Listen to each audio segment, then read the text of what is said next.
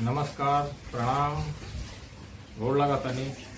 हम जयशंकर प्रसाद द्विवेदी रचना आलोचना के यूट्यूब चैनल से रउआ सभे के स्वागत करतानी, वंदन करतानी, अभिनंदन करतानी।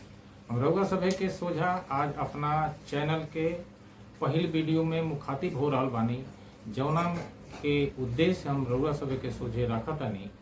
उद्देश्य ई बा कि भोजपुरी में हर साल 70 से 80 किताब छप रहल बानी सन। बाकी कतनी किताबन पर चर्चा हो रहल बा, ओकरा के रउआ टिप्स पे गिन सकेनी, ई कह सकेनी कि ई संतोषजनक नहीं है। तो यह चैनल के माध्यम से हम रउआ सभे के सोजा एक सप्ताह में 2 किताबन पर चर्चा, परिचर्चा, समीक्षा, आलोचना लेके प्रस्तुत होखब, जौना से कि जौन भी भोजपुरी के किताब साहित्य जगत के सोझा आवे, ओकरा विषय में लोग जान सके, ओकरा के लोग पहचान सके।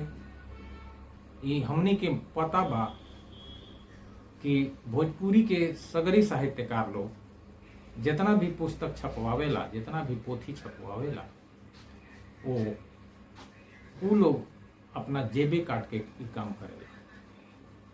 आज उले हमनी के भाषा के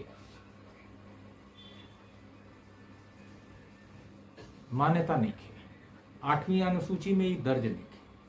तो यह भाषा खातिर सरकारी सहयोग जौन कबो कबो मिल जात होई, वो ऊंट के मुंह में जीरा लेखा बा। यही के साथे हम रउआ सभे के प्रणाम करतानी। आई निहोरा जरूर करब कि रउआ सभे चैनल के सब्सक्राइब करी, आ वीडियो के देखी, समझी, आगे शेयर करी, जौने से कि भोजपुरी साहित्य के पुस्तकन के बारे में लोगन के अधिक से अधिक पता चल सके।